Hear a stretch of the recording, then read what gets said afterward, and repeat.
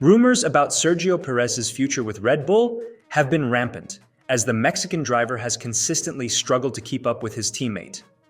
Competing against Max Verstappen is no small feat, and with rival teams closing the performance gap, having a driver in the second seat who can regularly compete for podiums is crucial for Red Bull. They believe they have a capable driver, but when their offer was declined, it sent shockwaves through the driver market. Could Perez's rejection of Red Bull's offer disrupt the team? And what does it mean for the rest of the grid? Last week, rumors spread rapidly among F1 fans that Sergio Perez had signed a contract extension with Red Bull, ensuring his stay with the team beyond the current season. The speculation began in the Mexican media and quickly gained traction. Perez's contract is set to expire at the end of the 2024 season, and his position has been under scrutiny for nearly a year. Despite some underwhelming performances last year, following Max Verstappen's remarkable comeback in Miami, Perez has had the backing of team principal Christian Horner, who has publicly expressed confidence in Perez's ability to improve his form. Perez did manage to overcome his slump and has performed well since, with the team's assessment that his poor qualifying in Imola and Monaco was just an anomaly. Despite Red Bull's public support for him, fans and the media have speculated whether he might be replaced in 2025. Daniel Ricciardo was initially a favorite for the seat, but his disappointing performances have taken him out of contention. Carlos Sainz, after being let go by Ferrari, has emerged as a potential candidate for a Red Bull return, while Alex Albon has also been linked to a move back. Yuki Tsunoda's strong start to 2024 has put him in the mix as well. Many drivers are hesitating to sign new contracts, waiting to see who will secure the coveted second Red Bull seat, as driving the fastest car on the grid is an irresistible opportunity for any F1 driver. When rumors spread that Perez had signed a contract extension with Red Bull, it created a buzz in the F1 community. However, the news turned out to be premature. Red Bull did offer Perez a new contract for 2025, but he surprisingly rejected it.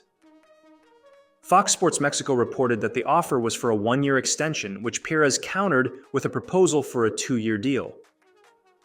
Red Bull rejected this counter-proposal.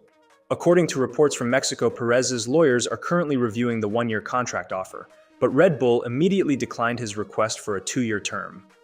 Despite this, negotiations are ongoing, and there is still a possibility that a one-year deal with an option for a second year could be agreed upon. Contracts that include a one-year term with an option for an additional year are quite common in F1. If the driver performs well, the team can activate a clause to extend the contract for another year. If the driver underperforms or a better driver becomes available, the team can choose not to activate the extension, ending the contract. This arrangement works both ways. Red Bull team principal Christian Horner spoke cautiously about Perez's future after the Emilia-Romagna Grand Prix. He stated, "The whole driver market is playing itself out, and we know exactly where we are and what our options are. When the timing is right for us, we'll make decisions about the future." According to the BBC's Andrew Benson on the Checkered Flag podcast, Red Bull's interest in extending Perez's contract, rather than replacing him, stems from a lack of better options. Carlos Sainz is a potential candidate, but there was significant tension between him and Red Bull during their time together at Toro Rosso. Given this history, Red Bull seems reluctant to reunite with Sainz. Excluding Sainz, there are no top-tier drivers currently available to take Perez's seat. Perez's reasons for negotiating are clear. He wants to secure his future and have a chance to drive under the new regulations.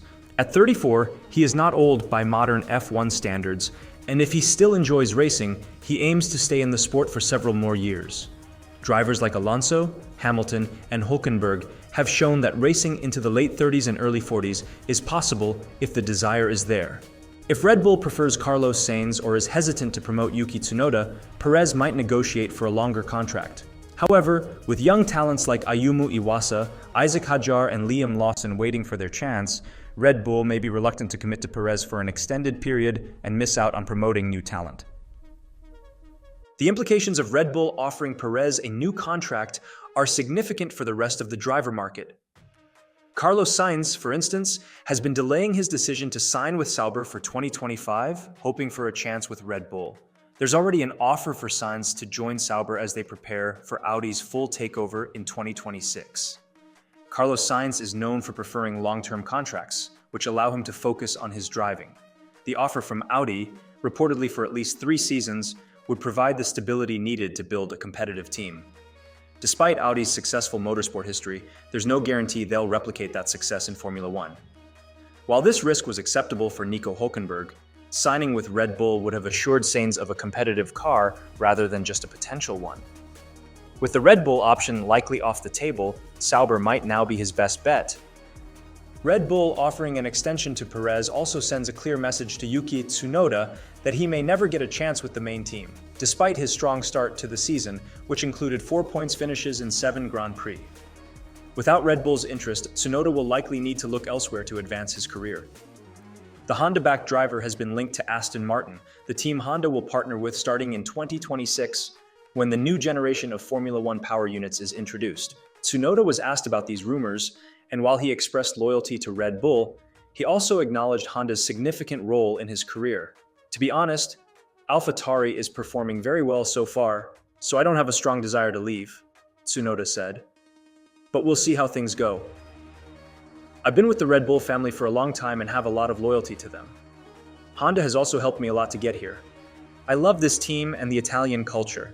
They're all funny, but I have to see my options.